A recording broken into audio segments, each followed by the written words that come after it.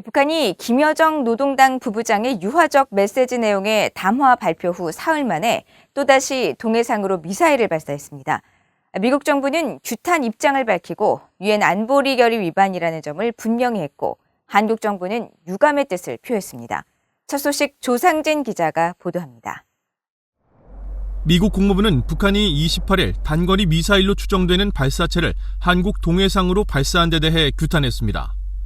국무부 대변인은 VOA에 미국은 북한의 미사일 발사를 규탄한다면서 이 발사는 여러 유엔 안보리 결의 위반이고 북한의 이웃 국가들과 국제사회에 위협이 된다고 밝혔습니다. 이어 우리는 북한의 외교적 접근에 전념하고 있고 그들이 대화에 관여하기를 촉구한다면서 한국과 일본 방어에 대한 미국의 약속은 철통 같다고 강조했습니다. 미국 인도태평양 사령부도 이날 성명을 내고 우리는 북한의 미사일 발사에 대해 인지하고 있고 동맹, 파트너 국가들과 함께 긴밀히 협력하고 있다고 밝혔습니다. 그러면서 우리는 이번 발사가 미국의 요원들이나 영토, 동맹에 즉각적인 위협이 되지는 않는다고 판단했지만 미사일 발사는 북한의 불법적 무기 프로그램에 불안정한 영향을 강조하는 것이라고 지적했습니다. 한국 정부는 서훈 청와대 국가안보실장 주재로 국가안전보장회의 NSC 상임위원회 긴급회의를 열고 이후 보도자료를 통해 단거리 미사일이라는 표현을 사용하며 한반도의 정세 안정이 매우 기묘한 시기에 이루어진 발사에 대해 유감을 표한다고 밝혔습니다. 한국 국방부는 미한 군과 정보당국이 세부 재원과 비행거리, 속도 등을 정밀 분석 중이라고 밝혔습니다. 한국의 전문가들은 북한이 한국의 태도를 시험하면서 이를 명분 삼아 무력 시위를 이어갈 것이라고 분석했습니다.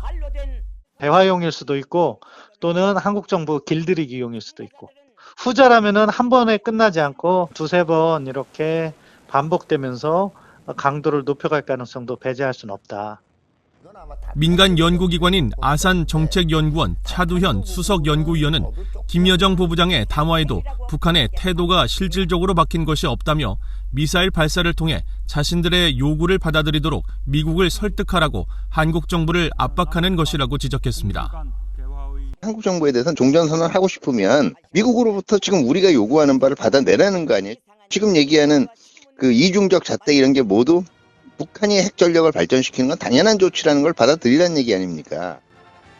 박원군 이화여대 북한학과 교수는 북한이 한국 정부의 유감 표현을 꼬투리 잡아 반발하면서 담화 공세를 이어가거나 미사일 시험 발사를 지속하는 등 도발을 이어갈 것으로 전망했습니다. 그러면서 북한이 대화 전제 조건으로 내건 이중 기준의 철회를 받아들이지 않는 미국과 한국의 책임을 전가하면서 무기 개발을 위해 기술적으로 필요한 미사일 시험 발사 등을 본격화할 수 있다고 분석했습니다. VOA 뉴스 조상진입니다.